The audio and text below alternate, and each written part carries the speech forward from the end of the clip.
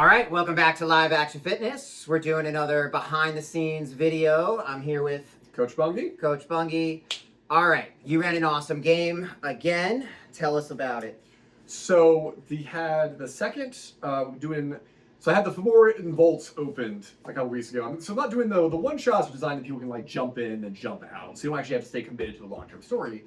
But I had this idea of doing these like very epic encounter kind of things. So this one was the second one. It was called the Raven Thief. So it started off with the adventurers. They're getting a cup of coffee. They're enjoying themselves, kicking their feet up. They think everything's cool. And they suddenly got like, when the cat barista who serves them all their food shows up, like has this like thing of mop water, and there's just like a dead mouse in a cup and all this nonsense. Like clearly something's not right. Seems very, very confused. But they discover this person left and had this medallion, had this like woman with 3 eyes, and the whole third eye open thing. So it allows them to enter dreams. They enter the cat barista's dream to figure like memories were stolen there. Raven Thief stealing memories. And I gave them this, there was a to-do list.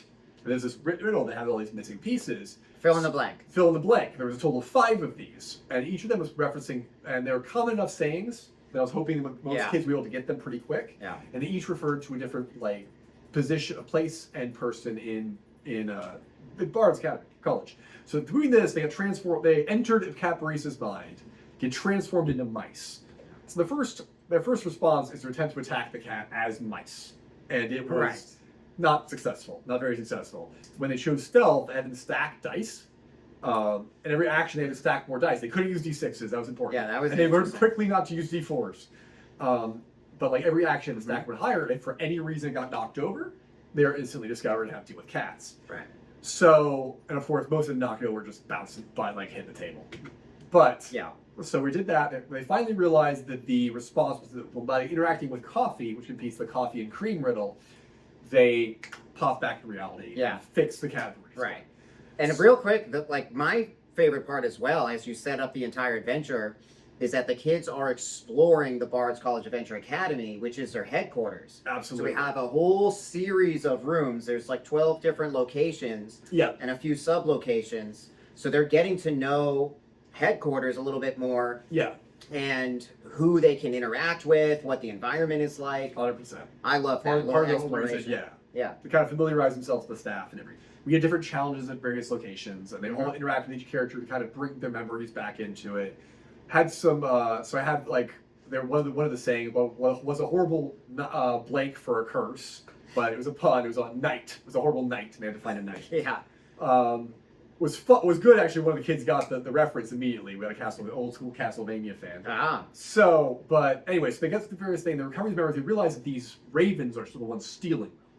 So finally, when they pieced together the last one, they were able to like bring the Raven Thief, who was kind of possessing the Archmage, as the one with the most knowledge, into reality. And then they had this like last encounter. The interesting thing about the big boss fight with Raven, you had the 2 crones that were helping the Raven Thief out, was that the memories kept being cycled between them. Yeah. It was so they had to hand over ability cards as they're going, and try to encourage them to think as a team, like, if you have this, you can do that. So let's set up an example of how this actually worked, because the way that you ran this combat was different. So so I had them so they're all sit there, and they have their ability cards. You know, familiar with live action fitness and how we do things. You have your ability cards set in front of you. Right. Instead of the character sheet, which is like an 8.5 by 11 sheet that has all the stuff in one spot. And then different cards. It's easy for kids to quickly reference and everything. I think it's good and very visually interesting for them to turn the cards. So every time they exhaust a card, they then have to hand a card over. So they have to literally hand over one of their ability cards so their ally can then use it. Right.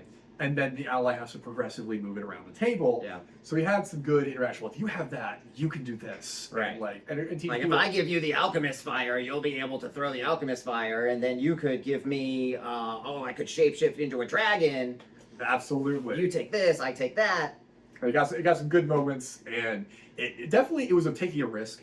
Like when I thought of the thing, I'm like, I'm taking a risk here, because some kids, when you take away something very special, they're like freak out. But it was their choice what they gave up. So yes, they have a little more control over that. No, that's a critical thing about how you did it, is that they would pass one of their items or abilities to one of their teammates, not the enemies, and they could choose. So you see, that's one of the huge parts about, coaching and working with kids is offering them a choice. Yep. And so there's structure, but it's not just, you do anything, like, anything. But, all right, you have a choice. Do you want to do A? Do you want to do B? Yeah. Choice is yours. Yeah, exactly. And so ultimately it worked really well. We were down to work together, and I think it moved around. Yep. So in a big counter, they took out the Raven Thief, saved the academy, but Yeah. they realized they've only encountered two. The other was the puppeteer.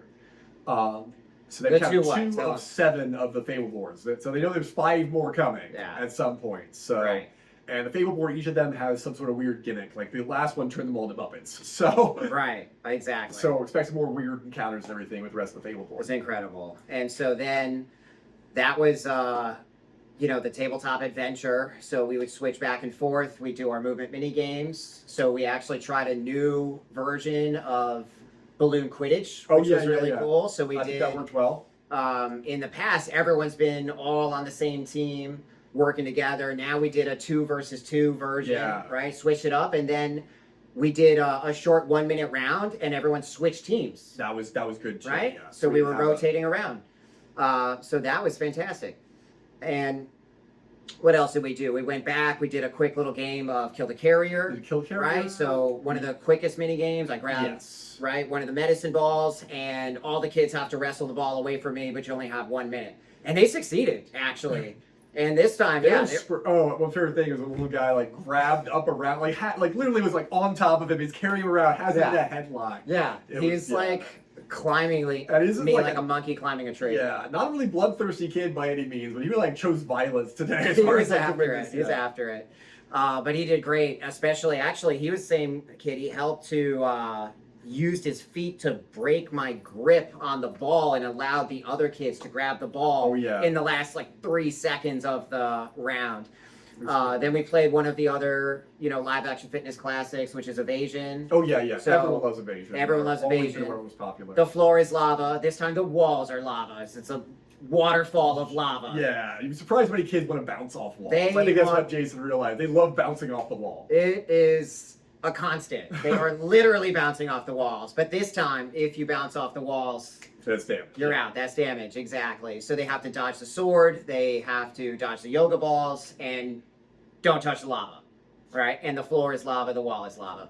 So by the way, if you ever get a chance to do this yourselves, you might have a chance to read on Evasion, a lot of fun.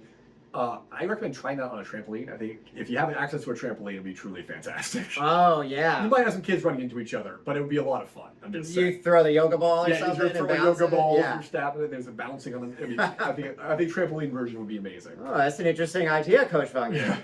If we had a trampoline, it would be great. You don't say. For it, yeah. Yeah, exactly. So it was a ton of fun.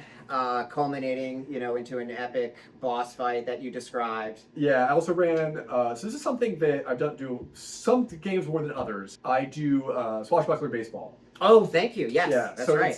You just have a bouncy ball, like one of the inflatable balls. They have one of the foam swords. It gives them a chance to use a foam sword. That's one of the things that they love. And of course, every time they miss it, that's a damage. Right. If they hit it, no damage. They hit it back at me. So far, no one has accomplished this. I'm working on making that. I want it to be attainable. So, because if you have swords on your wall, let them use them. They're what they want to use them, and encourage them not to just hit each other. Exactly. Yeah. There's a different way to use all the toy swords instead of just. I mean, we've done sword duels before, but there's a bunch of different games that you can play, and the kids love it. They absolutely love it. Yeah, exactly. So it's so much fun. So. Thank you very much. Thanks for watching, and we'll see you next time. See you next time.